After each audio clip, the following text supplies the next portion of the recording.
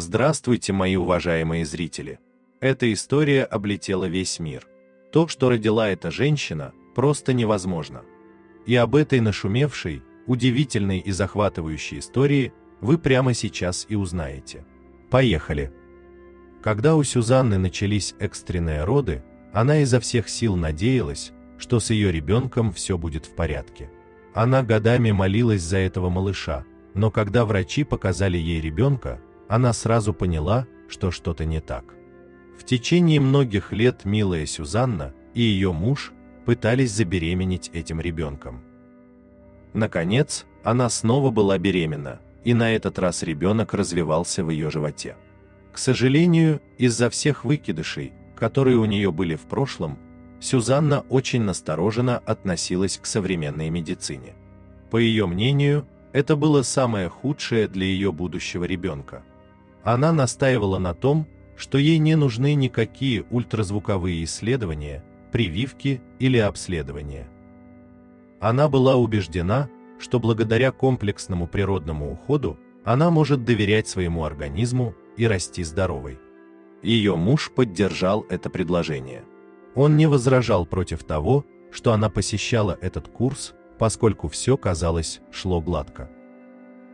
Малыш рос у нее в животе, и Сюзанна, казалось, чувствовала себя прекрасно, если не считать небольшой припухлости и усталости в некоторых местах.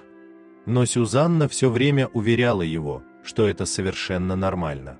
Что если возникнет необходимость, он может отвезти ее в больницу так быстро, как только сможет, но до тех пор ему придется оставить ее в покое.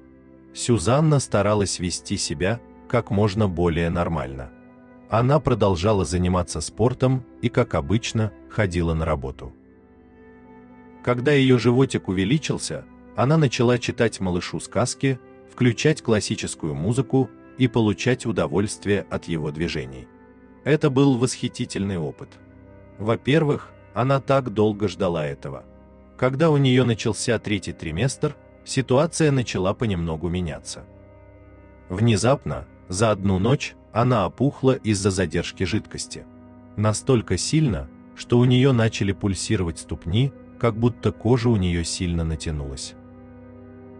Ребенок также начал немного замедляться, уже не будучи таким активным, как раньше. Сюзанну утешила мысль о том, что ребенок просто становится больше, что мешает ему больше двигаться. Однако проблема с припухлостью была не такой очевидной. Когда она провела собственный осмотр, состояние показалось ей немного тревожным, но не настолько, чтобы обращаться в больницу. Конечно, она никогда не рассказывала мужу о своих страданиях. Она не хотела беспокоить его понапрасну, поэтому спрятала ноги и попыталась вести себя как обычно. Однако из этого ничего не вышло. Ему не потребовалось много времени, чтобы понять, что его жене не здоровится. Ее лицо стало вдвое больше, чем было, когда он утром уходил на работу. Ее кожа была липкой, и довольно скоро она даже перестала что-либо соображать. Испуганный происходящим, он бросил ее в машину и помчался в больницу так быстро, как только мог. Когда сотрудники скорой помощи приняли Сюзанну, они сразу же спросили, кто ее акушер-гинеколог. Услышав, что у нее его нет, персонал почти автоматически понял, что она не прошла все плановые обследования. Из-за этого они поспешили обратиться к акушеру-гинекологу, чтобы узнать, что происходит. Судя по данным ее жизненно важных показателей, они могли видеть, что у нее было очень высокое кровяное давление. Это никогда не было хорошим знаком для беременной женщины. Почти всегда это означало, что надвигается трагедия. Им нужно было проверить состояние здоровья ребенка и как можно быстрее извлечь его. На самом первом УЗИ, в возрасте 34 недель, врачи не заметили особых отклонений, но это должно было скоро измениться. Состояние Сюзанны продолжало ухудшаться.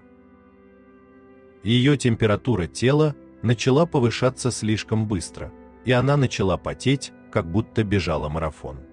Частота сердечных сокращений и кровяное давление также продолжали расти. Врачи были обеспокоены. Им нужно было прооперировать ее как можно скорее, но они не были уверены, как она это воспримет. Они уже имели дело с такими, как она, и знали, что те, кто избегает традиционной медицинской практики, как правило, плохо переносят экстренные процедуры. Но она была на грани помешательства, и ей нужно было быстро успокоиться, если она собиралась когда-нибудь встретиться со своим ребенком. Хирурги отвели ее мужа в сторону и сразу же начали объяснять, что от него требуется. Он, не теряя времени, проинформировал Сюзанну. Как они и предполагали, их действия были встречены с большим протестом. Если она будет упрямиться, и она, и ее ребенок могут умереть. Поэтому она очень неохотно согласилась на экстренное кесарево сечение. Как только она подписала документы, это было похоже на эффект домино. Все начало вставать на свои места. Ее быстро подготовили к операции и надели маску на лицо. Через несколько секунд она вообще ничего не могла видеть. Все вокруг потемнело, и вскоре она потеряла сознание. Обрадованный тем, что они смогли доставить пациентку в операционную без каких-либо осложнений, медицинский персонал теперь сосредоточился на том, чтобы благополучно извлечь ребенка. Однако это оказалось гораздо более сложной задачей, чем обычно. Как они и подозревали, у Сюзанны развилась преэклампсия, и, очевидно, она была у нее уже некоторое время. Из-за повышенного кровяного давления оперировать было крайне сложно. Им нужно было быть абсолютно уверенными, что операция не вызовет слишком большой потери крови, иначе она могла бы умереть.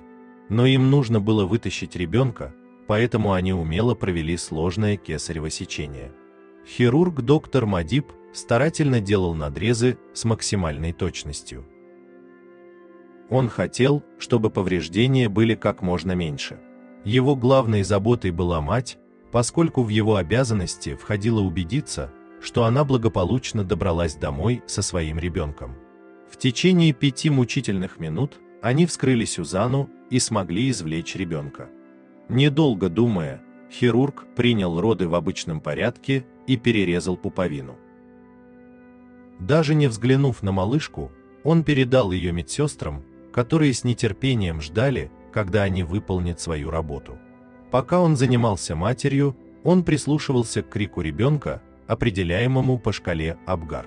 Очень часто из-за холодной атмосферы палаты, в сочетании с очень ярким освещением, младенцы сами начинали кричать, но этот ребенок был другим. Доктор Матоп внимательно прислушивался к первому здоровому крику, но ничего не происходило. Краем глаза он видел, как педиатр и медсестры лихорадочно трудятся над ребенком. Затем, внезапно, он услышал общий вздох, донесшийся из угла комнаты. Не обращая на это внимания, он понимал, что, что бы ни происходило в углу, это должно там и остаться. Ему нужно было сосредоточиться на том, чтобы Сюзанна снова выздоровела. Все началось, конечно, с того, что ей ввели лекарства, а затем снизили ее кровяное давление. Это было очень просто. Каждый раз, когда врачи думали, что им удалось стабилизировать ее кровяное давление, оно снова резко поднималось. Ее организм был в состоянии абсолютного шока, с которым она изо всех сил пыталась справиться, но после переливания крови и капельницы им, наконец, удалось стабилизировать ее состояние.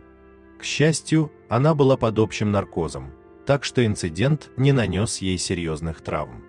Это было единственным утешением для хирургической бригады. Они перевезли Сюзанну в отделение реабилитации и оставили ее приходить в себя. Как только это было сделано, заинтригованная хирургическая бригада связалась с командой, занимающейся ребенком. Они хотели знать, из-за чего был весь этот переполох. То, что они обнаружили, было просто поразительным. И они тоже ахнули от шока. Их сердца разрывались от боли за мать, которая только что пережила тяжелую травму, чтобы произвести на свет этого малыша. Как они собирались сообщить эту новость ей и ее мужу? Естественно, он был первым, с кем можно было поговорить. Они немедленно проинформировали его о состоянии Сюзанны и отвезли его к дочери. Они предупредили его о том, что ему предстоит увидеть, и позволили его интуиции взять верх на оставшейся части пути. Когда Сюзанна открыла глаза и начала приходить в себя, ей потребовалось немало времени, чтобы вспомнить, где она находится. Ошеломленная и сбитая с толку, она в панике оглядела комнату. Естественно, ее руки тут же потянулись туда, где когда-то был ее округлившийся живот. Шишка поменьше все еще была на месте, но она казалась неестественно пустой. Затем на нее обрушилась волна боли, и она поняла, что после операции двигалась слишком резко, но ей было наплевать на боль. Ей обещали, что ее ребенок будет рядом, когда она проснется. Но по факту она была совсем одна в своей комнате. Ее глаза наполнились слезами. Она была уверена, что потеряла своего ребенка. Едва будучи в состоянии двигаться, она отчаянно звала на помощь. Когда ее муж вошел в комнату со спокойным выражением лица, она начала успокаиваться. Он сразу же начал утешать ее, говоря, что боль скоро пройдет. Но опять же, это было не то, что ее волновало. Сквозь рыдание она спросила о ребенке. При упоминании об их ребенке, она заметила, как что-то промелькнуло на лице ее мужа, но она очень быстро пришла в себя. Тем не менее, этого было достаточно, чтобы Сюзанна снова пришла в бешенство. Запаниковав, она начала всхлипывать, говоря, что, по ее мнению, ее ребенок умер и что никто не позволит ей увидеть это. Но в ответ на это ее муж покачал головой и улыбнулся. Он рассказал ей все о том, какой красивой была их маленькая девочка. Затем он указал на пустую колыбельку рядом с ее кроватью и объяснил, что малышка только что прошла кое-какие анализы и скоро вернется. Это сразу успокоило Сюзанну, но только на несколько секунд. Так, а как же анализы? Какие анализы они проводили? Все ли в порядке с ребенком? Она не могла отделаться от ощущения, что муж что-то от нее скрывает. Так было до тех пор, пока врач не принес ребенка в палату. Они вручили ей маленький розовый сверток и представили ее дочери. Глаза Сюзанны снова наполнились слезами.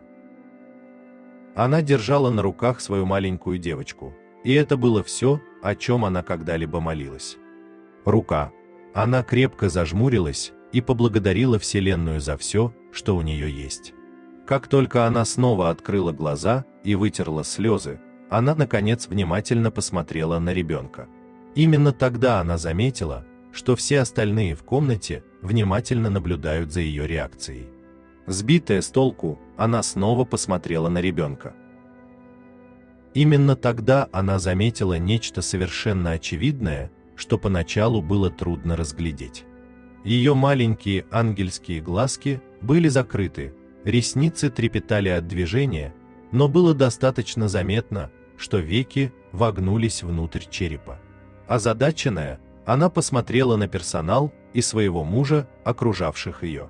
Именно тогда она поняла, что они ждали, когда она увидит это. Там, где должны были быть глазные яблоки ребенка, ничего не было. Ребенок родился без глаз. Пытаясь найти слова, чтобы спросить, ее муж тихо шикнул на нее и начал объяснять. Их дочь родилась с проблемой зрения, из-за которой казалось, что у нее вообще нет глаз. Глазные яблоки были на месте, но они были приплюснуты. И именно поэтому веки казались такими странными. Конечно, это было довольно страшно слышать, и Сюзанна машинально стала перебирать в уме все возможные варианты того, что могло быть не так. Но тут вмешался ее врач и объяснил, что самым серьезным осложнением состояния их дочери было то, что она была слепой.